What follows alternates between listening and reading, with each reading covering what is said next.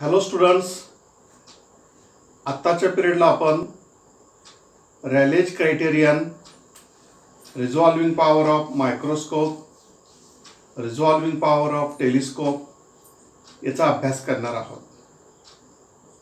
मागील पिरियडला डिफ्रॅक्शन म्हणजे काय, डिफ्रॅक्शन ॲट सिंगल स्लिट याचा अभ्यास केलेला आहे.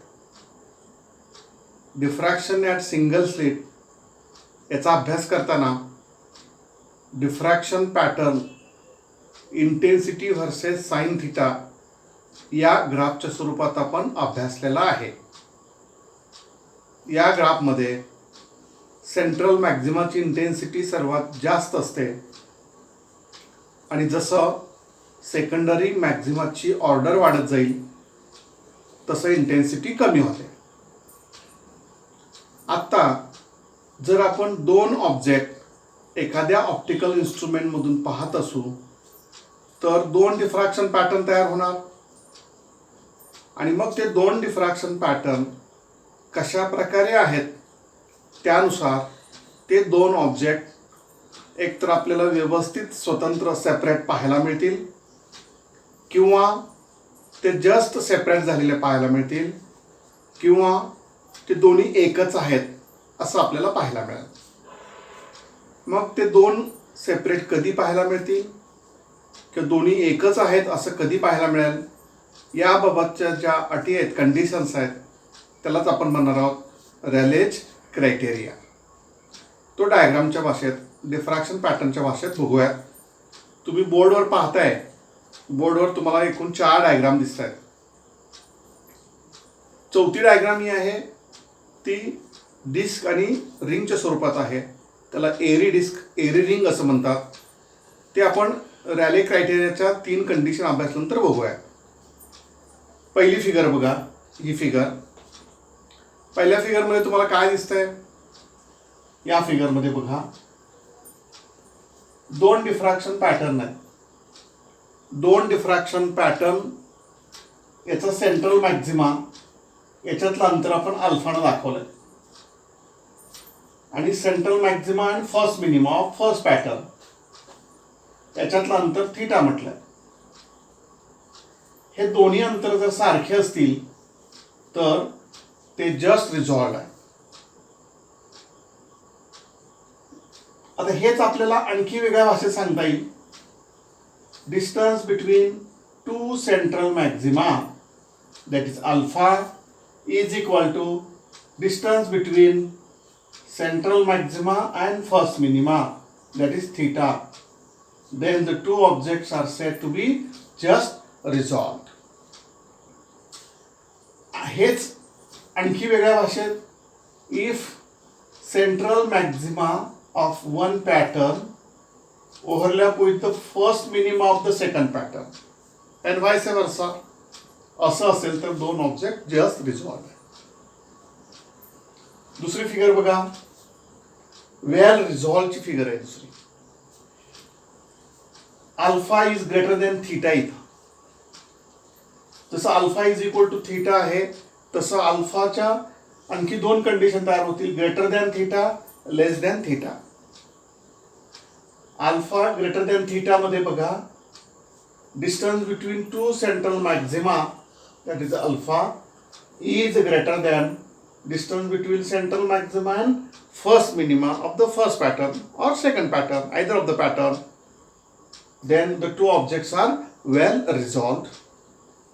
आणि तिसरी कंडिशन आहे alpha is less than theta, म्हणजे if the distance between two central maxima that is alpha is less than distance between central maxima and first minima of either of the pattern असं असेल, alpha is less than theta, तर दोन objects अनरिझॉल्व्ड आहे. याला म्हणायचं रॅलेज criterion. याचे 3 भाग होत आहेत पहा स्टुडंट्स, वेल रिझॉल्व्ड, जस्ट रिझॉल्व्ड आणि अनरिझॉल्व्ड. आपल्याला जस्ट रिझॉल्व्ड ही कंडिशन पुढे अभ्यास करताना, रिझॉल्विंग पॉवर अभ्यासताना वापरायची. मी परत थोडक्यात रिपीट करतो आणि मग पुढे जातो. If the distance between two central maxima is equal to distance between central maxima and first minima, that is alpha is equal to theta, then the two objects are just resolved.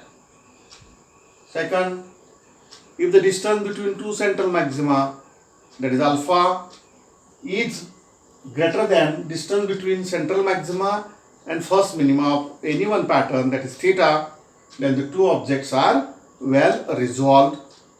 And third condition, if the distance between two central maxima, that is alpha, is less than distance between central maxima and first minima, that is theta, then the two objects are unresolved. हे आपण intensity distribution versus theta ह्या पॅटर्नच्या बाबतीत पाहिलं. पण समजा object हा point object असेल तर त्यापासून मिळणारा डिफ्रॅक्शन पॅटर्न इथं दाखवला आहे. हा का पॅटर्न कसा आहे तो बघू आणि याबाबत रॅलेज क्रायटेरिया काय आहे तो आपल्याला बघायचा.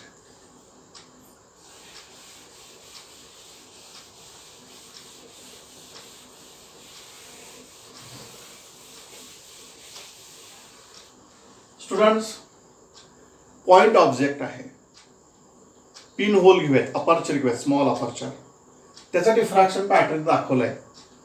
सेंटरला हा ब्राईट म्हणूयात, नंतर ही डार्क रिंग आहे, परत ब्राईट रिंग आहे, परत डार्क रिंग आहे. हा जो सेंटरचा ब्राईट पार्ट आहे त्याला म्हणतात एअरी डिस्क,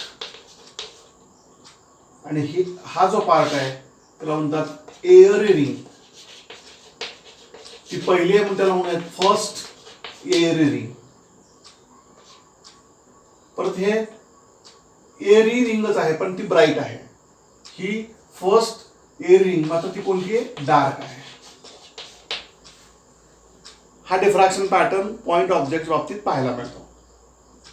मग दोन पॉइंट ऑब्जेक्ट असतील तर रॅलेज क्रायटेरिया काय सांगतो पहा. मी असं म्हणतो ही एक इमेज आहे, त्याला त्या इमेजला मी आय असं म्हणतो, त्याची फर्स्ट एअरी रिंग आहे. आणि मग दुसऱ्या इमेजची एअरी रिंग मी इथे डॉटेड लाईननं दाखवतो. याचा सेंटर या ठिकाणी आहे, आय डॅश. म्हणजे एक इमेज आय आणि दुसरी इमेज आय डॅश, याच्यातलं अंतर म्हणजे फर्स्ट डार्क एअरी रिंगची रेडियस असेल तर हे दोन ऑब्जेक्ट्स जस्ट रिझॉल्व आहे. एअरी रिंगच्या बाबतीत रॅलेज क्रायटेरिया कसा आहे बघा. If the distance between to images of the object is the radius of first dark airy ring असं असेल तर हे दोन ऑब्जेक्ट जस्ट रिझॉल्व आहेत. हे झालं पॉइंट ऑब्जेक्टसाठी. हे आपण डिस्कशन पाहिलं ते रॅलेज क्रायटेरिया. आता याचा उपयोग करून आपल्याला रिझॉल्विंग पॉवर ऑफ टेलिस्कोप आणि मायक्रोस्कोप अभ्यासाचा आहे. पुढे जाऊयात. Resolving power of microscope and resolving power of telescope.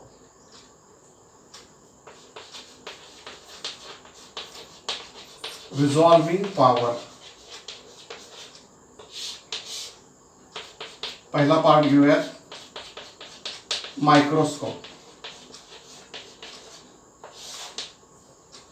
Students, microscope मध्ये ऑब्जेक्टिव्ह आणि आय लेन्स अशा दोन लेन्सची सिस्टीम असते. यातला आपण इथं विचारात घेणार आहोत तो ऑब्जेक्टिव्ह लेन्स.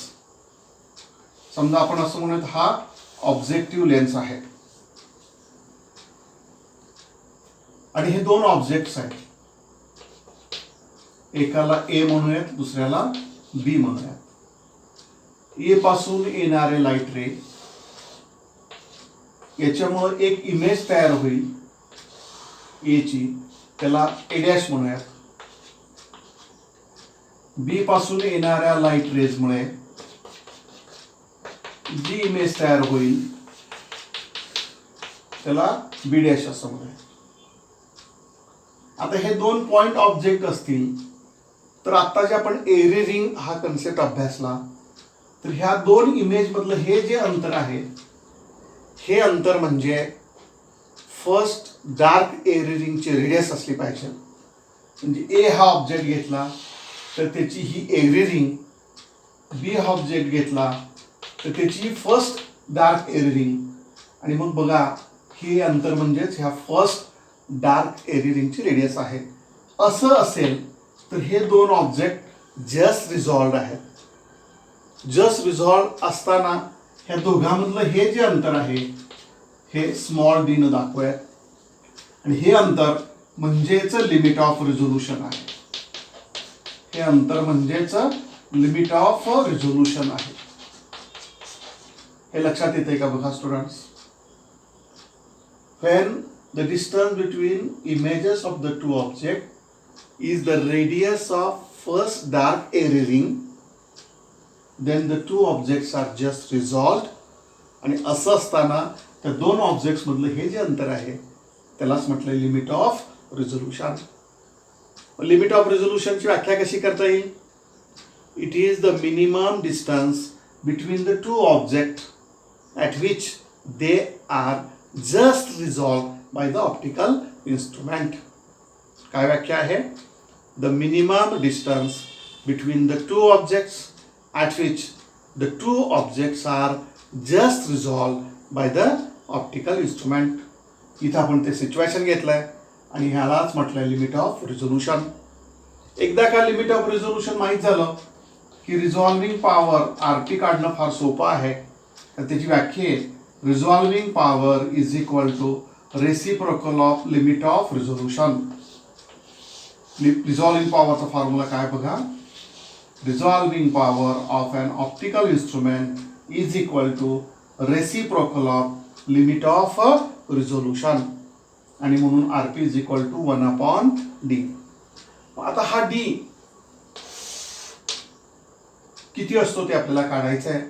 तर त्याचा फॉर्म्युला आहे D is equal to lambda upon 2μ sine of alpha. आता हे फॉर्म्युला आपल्याला व्यवस्थित लक्षात ठेवायचे, त्याच्या आधारे एमसीक्यू सॉल्व्ह करायचे. त्यातले टर्म्स लक्षात घेऊयात. त्यामध्ये लॅम्बडा म्हणजे इथं जो लाईट वापरलाय त्याची वेव्हलेंथ आहे, तर म्यू म्हणजे ऑब्जेक्ट आणि लेन्स याच्यामध्ये हे जे माध्यम आहे मीडियम आहे हे याची refractive index. mu is the refractive index of the medium between object and microscope.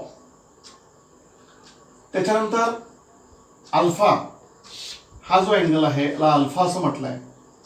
It is the semi vertical angle subtended by the object to the objective, त्याला अल्फा असं म्हटलंय. अशा प्रकारे तीन टर्म्स आहेत पहा. एक लॅम्बडा, दुसरा म्यू आणि तिसरा अल्फा. मग रिझॉल्विंग पॉवर काढणं फार सोपं आहे. याचा रेसिप्रोकल घ्यायचा आहे, म्हणजे त्याचा रेसिप्रोकल येईल 2μ sine of alpha upon lambda. Student काही वेळा आपण म्यू एन ह्या अल्फाबेटनं दाखवलेला आहे. म्यू म्हणजे रिफ्रॅक्टिव्ह इंडेक्स. आणखी हाच फॉर्म्युला असं लिहितात 2 × numerical aperture NA upon lambda. म्हणजे इथं न्यूमरिकल अपर्चर म्हणजे म्यू साइन अल्फा ही जी टर्म आहे त्याला न्यूमरिकल अपर्चर असं म्हणतात. This is the formula for resolving power of microscope. Students, हा जो फॉर्म्युला आहे त्याच्या आधारे आपल्याला आणखी एक मुद्दा पाहता येईल की मला मायक्रोस्कोपची रिझॉल्विंग पॉवर वाढवायची आहे, मी काय केलं पाहिजे. तर फॉर्म्युला इथं पाहिला तर लॅम्बडा कमीत कमी पाहिजे कारण तो डिनॉमिनेटरला आहे, तर न्यूमरिकल अपर्चर जास्तीच पाहिजे. असं असेल तर आपल्याला मायक्रोस्कोपची रिझॉल्विंग पॉवर वाढवता येते. हे झालं रिझॉल्विंग पॉवर ऑफ मायक्रोस्कोप. हे फॉर्म्युले आपल्याला पाठच करायचे आहेत पहा. Limit of resolution D is equal to lambda upon 2μ sine alpha, आणि त्याचा रेसिप्रोकल घेतल्यानंतर resolving power RP is equal to 2μ sine alpha upon lambda. Student, हे फॉर्म्युले काढताना एक लक्षात असं घेतलेलं आहे की हे दोन ऑब्जेक्ट्स नॉन ल्युमिनस आहेत, त्याला स्वतःचा लाईट नाही आहे. समजा ते स्वतःचा लाईट असणारा ऑब्जेक्ट असता तर मात्र आपण याला जोडून इथं 1.22 यांनी मल्टिप्लाय केलं असता, म्हणजे इथं आला असता 1.22. पण ते कुणासाठी आहे स्टुडंट? सेल्फ ल्युमिनस, पण जनरली आपण मायक्रोस्कोपमधून जे ऑब्जेक्ट पाहतो ते नॉन ल्युमिनस असतात आणि त्यावेळेस मग आपण नॉन ल्युमिनस ऑब्जेक्टला 1.22 मल्टिप्लाय करायचं नाही असं लक्षात ठेवा. पुढं जाऊयात, दुसरं ऑप्टिकल इन्स्ट्रुमेंट बघूयात, ते आहे टेलिस्कोप.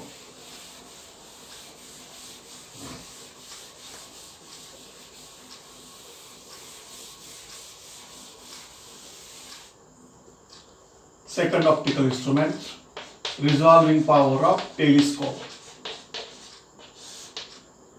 टेलिस्कोपमध्ये ऑब्जेक्टिव्ह आणि आय लेन्स असं कॉम्बिनेशन असतो. आपण इथं परत ऑब्जेक्टिव्ह हा लेन्सच घेणार आहोत.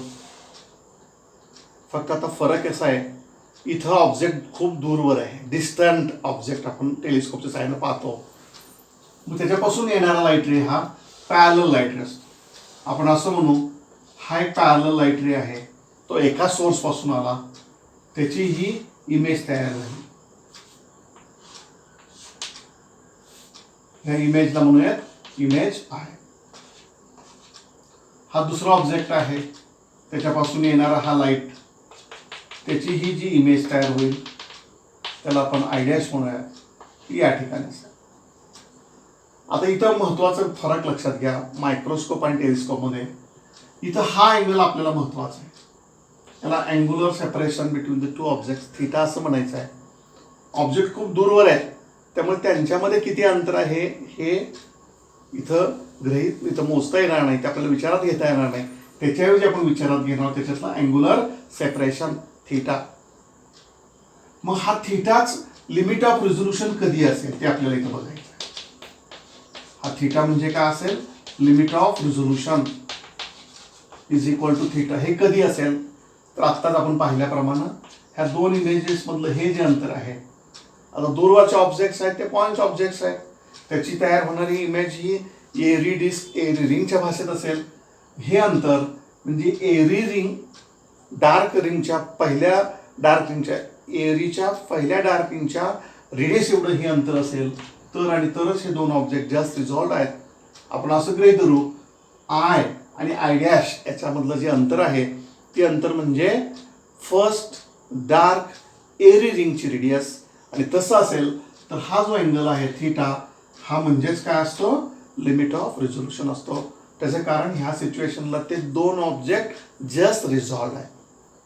आणि मग साहजिकच रिझॉल्विंग पॉवर बरोबर काय मग इथं 1/θ. मायक्रोस्कोपमध्ये आपण लिनियर डिस्टन्स घेतलं डी, टेलिस्कोपमध्ये आपण घेणार होते अँग्युलर सेपरेशन. हा दोघातला फरक लक्षात ठेवा. मग आता आपल्याला आरपी काढायचं आहे, त्यासाठी थिटाचा फॉर्म्युला आहे 1.22 लॅम्बडा अपॉन कॅपिटल डी. आता इथं बघा, दूरवरचे दोन ऑब्जेक्ट्स आहेत ते सेल्फ ल्युमिनसच असतात तरच आपण ते बघू शकू, आणि म्हणून लॅम्बडाला जोडून 1.22 हा फॅक्टर आहे. आणि म्हणून थिटा बरोबर 1.22 लॅम्बडा अपॉन डी, आणि म्हणून रिझॉल्विंग पॉवर बरोबर याचा व्यस्त म्हणजे D upon 1.22 lambda. This is the formula for resolving power of the telescope. Students, या फॉर्म्युलामधल्या टर्म्स लक्षात घ्या. लॅम्बडा म्हणजे इथं जो लाईट वापरला याची वेवलेंथ, कॅपिटल डी म्हणजे हा जो लेन्स आहे त्याचा डायमीटर, त्याला aperture of the objective lens असं म्हणतात. आणि मग resolving power of the telescope is equal to capital D divided by 1.22 lambda. Students, या फॉर्म्युल्यावरून रिझॉल्विंग पॉवर कशी वाढवता येते हे जर पाहिलं तर डी जेवढा जास्त तेवढी रिझॉल्विंग पॉवर जास्त, लॅम्बडा जेवढा कमी तेवढी रिझॉल्विंग पॉवर जास्त असणार आहे. कारण वेवलेंथ आणि रिझॉल्विंग पॉवर याचं रिलेशन व्यस्त इन्व्हर्स रिलेशन आहे. हे झालं टेलिस्कोपचे रिझॉल्विंग पॉवरविषयी. स्टुडंट्स, आता जे आपण डिस्कस केलं त्यात तीन मुद्दे आले. एक रॅलेज क्रायटेरियन, दुसरा रिझॉल्विंग पॉवर ऑफ मायक्रोस्कोप, तिसरा रिझॉल्विंग पॉवर ऑफ टेलिस्कोप. याच्या आधारे मी एक टिपिकल असा MCQ सॉल्व्ह करून दाखवतो.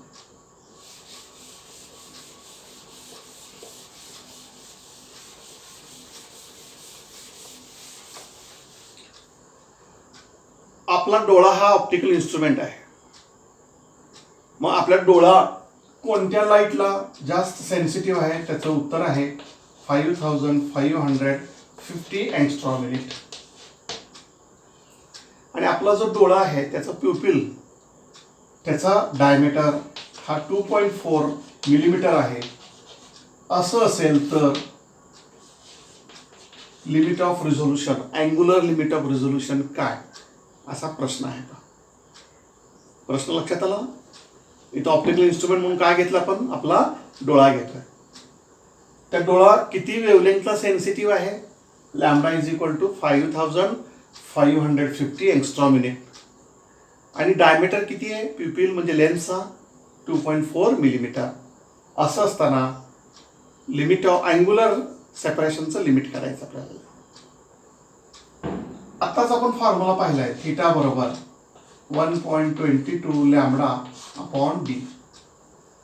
आता प्रथमदर्शनी पाहिल्यावर फार सोपं वाटतं आपल्याला. हे लॅम्बडाची व्हॅल्यू ठेवायची, डीची व्हॅल्यू ठेवायची, कॅल्क्युलेशन. पण आपल्याला उत्तर काढायचं ते मिनिटात काढायचं. आता ते कॅल्क्युलेशन कसे करायचं हे इथं फोकस करायचं आहे परत आपल्याला. पहिल्यांदा व्हॅल्यू ठेवूया. थीटा बरोबर 1.22 इंटू 5550 इंटू 10⁻⁻10 डिवायडेड बाय डीची व्हॅल्यू आहे 2.4, पण ती मिलीमीटरमध्ये, मीटरमध्ये रूपांतर करताना आपल्याला 10⁻³ मल्टिप्लाय करायचं आहे. आता सिम्प्लिफाईड भाषेत कसं सॉल्व्ह करायचं बघा. मी हा डेसिमल पॉईंट इथं आणला तर हा उचलून इथे येईल पहा, म्हणजे 12 झाले आणि हे 24. पण 12.2 मधले हे 2 मी निग्लेक्ट करतो थोडा वेळ. अप्रॉक्सिमेट उत्तर काढायचा प्रयत्न करूया. 12 × 12, 12 × 2 = 24. शिल्लक काय राहिलं बघा, theta is equal to 5550 into हे -3 वरती आणि प्लस होतील 10⁻⁻7 डिवायडेड बाय 2 आणि याचं युनिट असणार आहे रेडियन. आपण व्हॅल्यू ठेवताना SI सिस्टीममध्ये ठेवल्या. अँगलचं SI सिस्टीममधलं युनिट आहे रेडियन. आता आपल्याला उत्तर काढायचं मिनिटामध्ये करायचं आहे. पहिल्यांदा रेडियन टू डिग्री असं कन्व्हर्जन करू आणि म्हणून theta is equal to 5550 into 10⁻⁻7 upon 2. याला 180 अपॉन पाय ह्या रेशोनी मल्टिप्लाय करायचं. मग याचं रूपांतर डिग्रीमध्ये होतं. रेडियन टू डिग्री असं कन्व्हर्जन होईल. पायची किंमत आपल्याला माहिती आहे 3.14 असते. आता आणखी सिम्प्लिफाईड भाषेत कसं कन्व्हर्ट करूयात बघा. हे 3.14 मधला हा 0.14 काढून टाकला, राहिलं 3, 3 दोन्ही 6, 6नी इथं भाग घालवला तर 6×3=18 म्हणजे 30 आलं. ही संख्या आणि ही संख्या याचा गुणाकार घेऊयात, तो येतोय थीटा बरोबर बघा. हे हा शून्य मी इथं लिहिला, परत हा शून्य लिहिला. 5×3=15 5, हा चाला 1, 5×3=15 आणि 1 16, 5×3=15 आणि 1 16 इंटू 10⁻⁻7 एवढे degree. Radian to degree conversion झालं. आपण ही पॉवर जर ऍडजस्ट केली सोडून बघा. आता डेसिमल पॉईंट इथे आहे 1 2 3 4 5, म्हणजे मी जर याला 1.665 अशा भाषेत लिहिलं तर यातले -5 निघून गेले, म्हणजे राहिले -2. एवढे काय ते हे डिग्री येत आहे. आता आपल्याला माहिती आहे 1 degree is equal to 60 minute. म्हणजेच मी जर याला परत 60 न मल्टिप्लाय केलं तर डिग्रीचं रूपांतर कशात होणार आहे, मिनिटात होणार आहे. आता हे गुणाकार करताना बघा, हे 60 आहे की नाही,